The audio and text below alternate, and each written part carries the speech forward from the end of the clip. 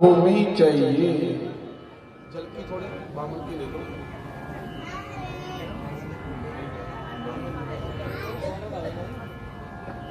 क्या चाहिए बोलो? 3 पग भूमि। भगवान को सभी से 3 पग ही चाहिए। आप भगवान के निमित्त 3 पग उठाओ, 3 कदम उठाओ तो समझो भगवान आपके और आप भगवान के। राजा बलि ने कहा भगवान क्या चाहिए? भगवान ने कहा 3 पग भूमि। बोले तेरे आपके चरण तो बड़े छोटे छोटे हैं, छोटे कदमों से कितनी ही भूमि दान ले सकते हैं आप मुझे आज्ञा दीजिए तो मैं आपको बहुत सी भूमि दान देता हूं।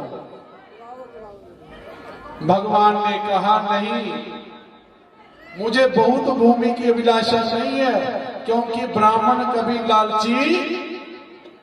ब्राह्मण क्या नहीं होना चाहिए? लालची नहीं होना चाहिए। लेकिन सच तो ये है, सच क्या है? ब्राह्मण लालची होता है, शेर आलसी होता है,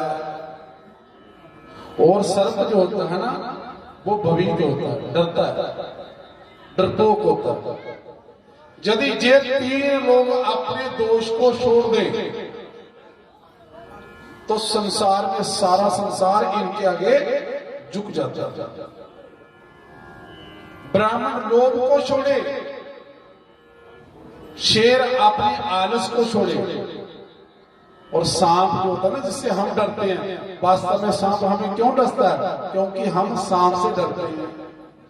लेकिन सच्चाई यही है कि सांप हमसे डरता है, इसलिए डरता है।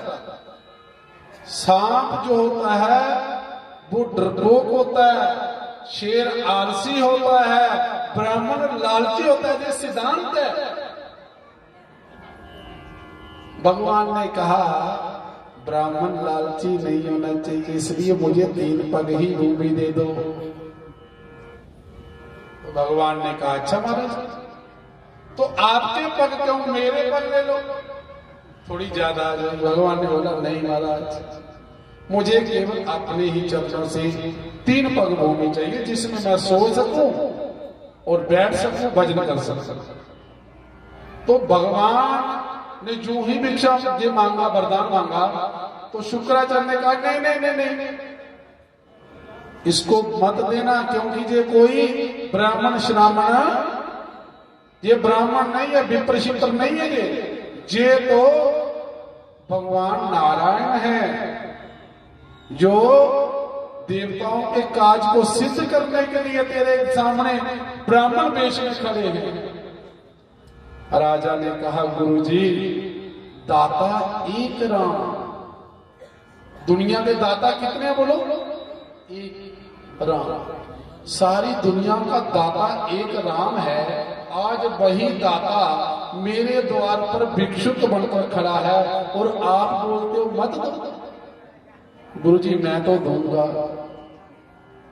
गुरु की अवज्ञा की तो गुरुजी ने श्राप दिया, जा श्रीहीन हो जा। सुखदेव जी वर्णन करते हैं राजा, तब भगवान ने अपने कमंडू से ना राजा बलि के हाथ में जल दिया। संकल्प कर, प्रतिज्ञा कर, क्योंकि आज के जो लोग होते हैं ना वो दान देकर फिर जाते हैं। इसलिए आज के समय में किसी से दान लेना हो तो रजिस्ट्री करवा लेनी चाहिए भाई। उस समय संकल्प करवाया भगवान ने कि दान लूंगा तो संकल्प में लूंगा, तो संकल्प किया। जब पानी छोड़ने लगे, भगवान जल छोड़ने लगे, तो शुक्राचार्य जाकर उस कमंडलू के जो मुख था उसके अंदर घुस गया, जहां से जल का निकास था। भगवान ने अपने छाते से निकाला, उषा निकाली और मारी, और एक आंख निकाली। ज्ञान दिया गुरु की केवल एक दृष्टि होनी चाहिए, 2 दृष्टि से दुनिया को कभी देखना ये नहीं कि मोटा बंदा आया तो गुरु का प्रसाद मोटा, गरीब चेला आया तो गुरु जी फुलियों का प्रसाद दे दे और मोटा चेला है तो काजू बादाम का प्रसाद दे दे। गुरु के लिए चेले सभी एक जैसे। कोई मथा टेके, कोई कम टेके। सुखदेव जी कहते हैं राजा शुक्राचार्य जी घबराए हुए भाग गए।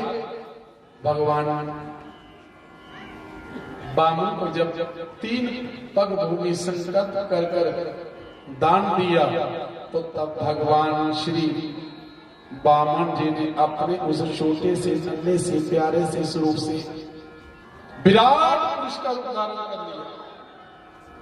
कहते हैं भगवान ने इतना विशाल रूप बनाया कि एक ही पग में भगवान ने ब्रह्मलोक अपना पग लेकर चले गए। जब भगवान का पग ब्रह्मलोक में पहुंचा तो ब्रह्मा जी ने अपने कमंडू में भगवान के चरणों को धो लिया और उसी से प्रकट हुई गंगा महारानी। बोलिए गंगा ब्रह्मा जी के कमंडू में। दूसरे पग में भगवान ने पतालोक छोड़ा ना पा। तीसरा पग भगवान ने कहा राजन मैं कहां जाऊं? बता तुमने 3 पग दिए हैं, जहां तो 3 लोगों को मैंने 2 ही पग में ले लिया है, अब तीसरा पग कहां छोड़ूं? राजा बलि ने कहा घबराते क्यों हैं? कहते हैं इस शरीर को भी एक लोक माना जाता है। बोलो हे प्रभु आप अपना चरण मेरे सर पे रखो और मुझे अपनी शरण में ले लो राम।